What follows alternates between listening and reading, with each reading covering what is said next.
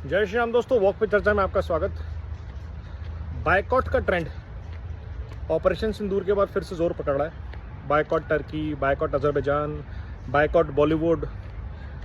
ज़रा एक बार समझते हैं कि हम बायकॉट क्यों करते हैं। बायकॉट का मतलब ये नहीं है कि हमें इनसे कोई मतलब है, सिर्फ इतनी है, हमारा पैसा जो भारत का सनातन का पैसा है, जो लोग कमा खा के टैक्सेस पे करके खर्च कर रहे हैं, वो एटलीस्ट उन लोगों पे तो खर्च करें जो भारत के साथ हैं।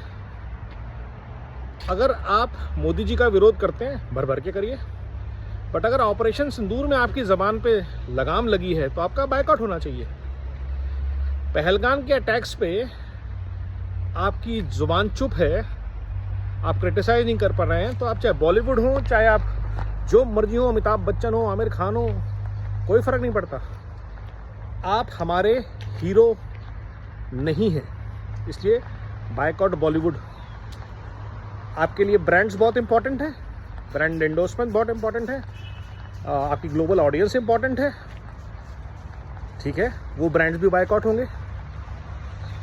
इसी तरह जो कंट्री टेररिस्ट के साथ खड़ी है, उसके जो भी प्रोडक्ट, जो भी सर्विसेज भारत बायकॉट कर सकता है। और उसका ऑल्टरनेट है।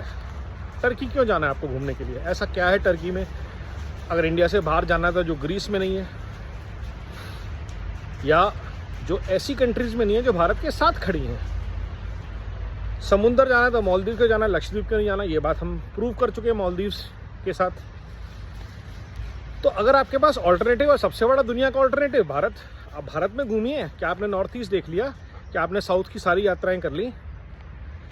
क्या आपने दमन दीव देख लिया? ऐसी ऐसी खूबसूरत जगहें हैं भारत में, और बहुत बढ़िया कनेक्टिविटी, 2-2.5 घंटे के डिस्टेंस पे सब कुछ है। तो वो देखिए, एयर कनेक्टिविटी बहुत ज़बरदस्त है।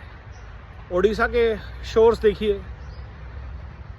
तो हमारे पास जब अपने पैसे को खर्च करने का, उसके थ्रू देश को और अपने साथी देशों को बेटर बनाने का ऑप्शन है, तो हमें वो पैसा ऐसे लोगों को, ऐसी इकोनॉमी में क्यों खर्च करना है जो भारत के विरुद्ध आतंकवाद के साथ खड़े हुए हैं। बड़ा क्लियर बोला मोदी जी ने, trade and terror will not go together. इसका मतलब अगर आप पाकिस्तान को ड्रोन देंगे तो भारत आपके साथ खड़ा नहीं है। अगर आप पाकिस्तान को फाइटर देंगे तो भारत आपके साथ नहीं खड़ा है। विच मीन्स चाहे टर्की हो, चाहे अजरबैजान हो, ये तो छोटे प्लेयर हैं, चाहे चाइना हो, चाइना का लगातार बायकॉट चल रहा है। कहने को लोग बोलेंगे ट्रेड बढ़ रहा है, सब कुछ काट दो। जी नहीं, इतने बेवकूफ़ भी नहीं है। धीरे धीरे करके हम जो जो चीज़ें इंडिया मूव कर सकते हैं वो कर रहे हैं, बिजनेस को डिस्टर्ब नहीं होने दे रहे। And same is with US. अगर यूएस ट्रेड की धमकी देके सोच रहा है कि वो भारत को झुका लेगा, तो धीरे धीरे यूएस का भी बायकॉट होना शुरू हो जाएगा।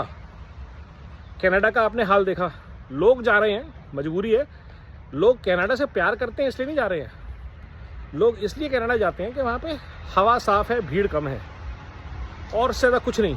कोई जॉब अपॉर्चुनिटी नहीं है, कोई पढ़ाई वर्ल्ड क्लास नहीं है, हेल्थ केयर सर्विसेज हैं, कोई कम लोग हैं, 50% टैक्सेस हैं, आपको फ्री हेल्थ केयर, घर, पैसा लेके जाते हैं आप, इन्वेस्टमेंट है आप वहाँ पे, आप वहाँ के लिए इन्वेस्टर हैं। आप एक बच्चा भेजते हैं पढ़ने के लिए, एक छोटा सा व्यापार शुरू करते हैं, आप इन्वेस्टर हैं, तो वो बेनिफिट आपको मिलते हैं।